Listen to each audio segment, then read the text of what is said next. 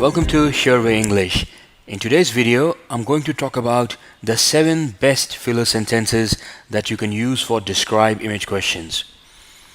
Sometimes you're faced with a difficult describe image question and you either get stuck in the middle of the response or you're not able to think about, how to start the response. You don't know what to say next or you don't know what to say at all. In that case, you should never pause. You should never stop for too long because this is a test of your speaking skills. So if you stop for too long, you will lose your marks. In that kind of a situation, you can use these filler sentences. So filler sentences, as the name suggests, you use them, when you just have to fill in the time. You can't think of anything else, but instead of stopping and pausing, you want to keep saying something. Then what are those best sentences that you can use? That's what I'm going to talk about in the rest of this video. Now, before we go to that, a quick reminder, if you find this tutorial useful, please remember to like the video, leave a comment if you have a question for us. If you are seriously preparing for your PTE academic, then go to surewayenglish.com. You will find a lot of useful free materials. There's even a free course over there. So make the most of it. Okay, now let's go to the very first filler sentence that you can use. It's this. The image in consideration highlights several important points. Now, when do you use this filler sentence? You can use this filler sentence in the beginning of your response. So you've just about started. You have maybe said a sentence or no sentence at all and you are stuck. Then you can just say that the image in consideration highlights several important points. It fits in here because it tells that after this you will talk about the other important points. The other filler sentence which you can also use in the beginning of your response is, there is a lot of significant information contained in this image. So as you can see, these sentences which you use in the beginning of your response, they give an overall idea, an overall description of the image. So they're not specific to the points. They don't talk about the point or any key point. They are more of, an overall description. So these two filler sentences, use them in the beginning. The next filler sentence, but this is not the only point highlighted in the image. Sometimes what happens is you start very well. You will speak one point, you will speak it very well, and then you just get stuck for a moment. You're trying to think how to put in the next point in a sentence, what to say next.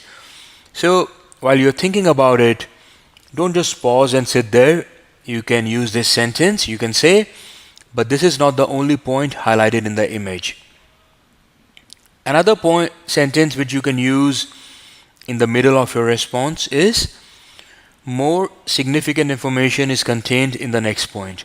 So again, between the time that you have between finishing a point and between starting the next point, you can fit in this sentence there, that more significant information is contained in the next point. What's the next filler sentence? It is this. The image can also be looked at from a different perspective. Now this is a bit more intelligent filler sentence. So let's say it's always a good idea to try to bring out the contrast between different elements in an image. For example, if it's a graph, then you talk about a high point and you talk about a low point. So most of the times you should try to bring about a contrast. It adds some variety to your language and makes your response richer.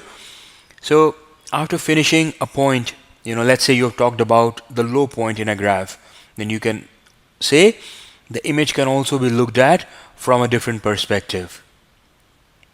So you can pretty much use this in almost all types of image questions. The idea is that Again, you use this after you have finished a point and before you start the next point.